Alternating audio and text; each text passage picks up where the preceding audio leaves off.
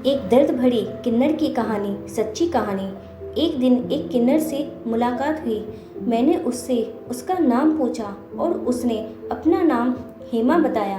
मैंने उससे पूछा, कैसे हुआ ये सब, कैसे बने तुम किन्नर?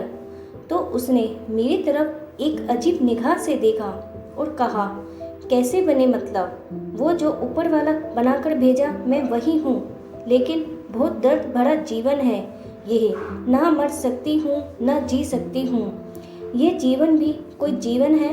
सभी घृणा की दृष्टि से देखते हैं। कहीं से गुजरूं तो कहते हैं हिजरा जा रहा है। मैंने पूछा, तुम्हारा जन्म कहाँ हुआ था? तुम्हारे माँ बाप, मेरा मतलब तुम्हारा बैकग्राउंड। उसने एक लंबी सांस लिया और उदास होकर अपनी स्टोरी बताने लगी। ये तो नहीं बता सकती कि मैं कहाँ से हूँ और बताना भी नहीं चाहती हूँ। इतना मुझे याद है, मेरे माँ बाप की कोई संतान नहीं हो रही थी। उनकी शादी के 30 साल के बाद मैं पैदा हुई। घर में पहली संतान आई। यह जानकर सभी बहुत खुश हुए। समय गुजरता गया।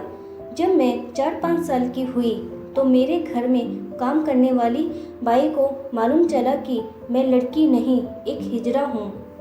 उसने यह बात मेरे माँ बाप को बताई।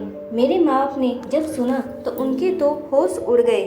फिर भी माँ तो माँ होती है। मेरे माँ बाप ने निर्णय लिया कि मैं अपनी संतान को पालूंगी पोसूंगी।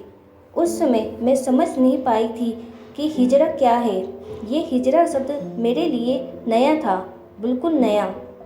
मेरे माँ बाप मुझे बहुत प्यार करते थे, बेशक पहले से ज़्यादा।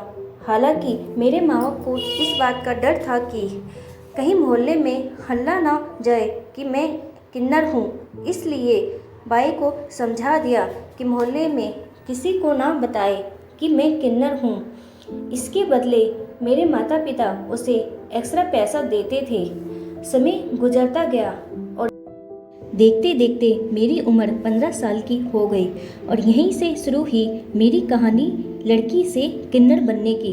मेरी आवाज़ बदलने लगी, मेरी चाल ढाल बदलने लगा। मैं खुद ही परेशान हो उठी कि ये मेरे साथ क्या हो रहा है और क्यों हो रहा है, और क्या मैं सचमुच किन्नर हूँ? कहते हैं कि सच्चाई बहुत दिनों तक छुप नहीं सकती। एक दिन मोहल्ले में एक लड़के के साथ मेरा झगड़ा हुआ। काफ़ी भीड़ इकट्ठी हो गई और गुस्से में अपने आप ही एक किन्नर की तरह तालियां पीट पीट कर उस लड़के को गाली देने लगी और सब देखकर दंग हो गए। और यहाँ पर राज खुल गया कि मैं एक किन्नर हूँ। मोहल्ले में मेरे माँ बाप का चलना मुश्किल हो गया। इधर मेरे में भी बहुत बदलाव आने शुरू हो गए। जैसा कि मुझे लड़कियों के कपड़े पसंद आ रहे थे। मैं कभी माँ की साड़ी पहन लेती थी, कभी मुझे समीज सलवार पहनने का मन करता था, कभी लिपस्टिक और चूड़ियाँ पहन लेती थी। अब मुझे भी विश्वास हो चुका था कि मैं ना तो मर्द हूँ ना ही एक औरत। मैं एक किन्नर हूँ। थोड़े दिनों बाद ही मेरे घर पर एक किन्नर समुदाय से कुछ किन्नर पहुँचे और मेरे माँ बाप से मुझे मांगने लगे, यह कहकर कि आपकी संतान आपका समाज की नहीं है, इसका समाज अलग है और हम इसे अपनी कम्युनिटी में लेकर जाएंगे। मेरे माँ बाप मुझे जाने नहीं देना चाहते थे, लेकिन मैं जाने के लिए तैयार हो गई क्योंकि मुझसे अपने माँ बाप की बेइज्जती और सहन नहीं होती थी।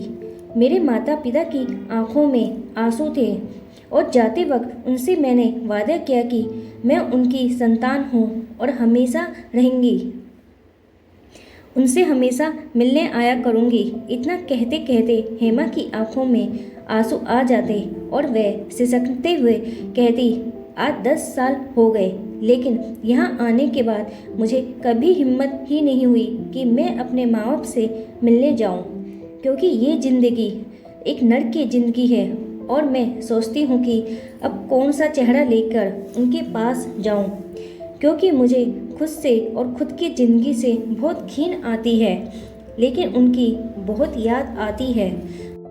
बचपन में ही उन्हें पता चल गया था कि मैं एक किन्नर हूँ, फिर भी उन्होंने मुझे बहुत प्यार दिया और उसके बाद उतना प्यार कभी किसी ने नहीं दिया। कहते कहते हेमा फवक कर रो पड़ती है।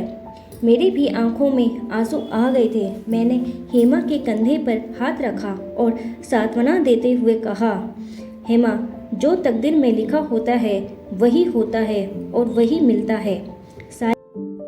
भगवान को यही मंजूर था, पर तुम बहुत खुशनसीब हो कि तुम्हारे माँ बाप ने सच जानने के बाद भी इतना प्यार दिया था, और बहुत साहसी भी हो कि अपने माँ बाप की इज्जत के लिए तुमने अपना रास्ता चुना।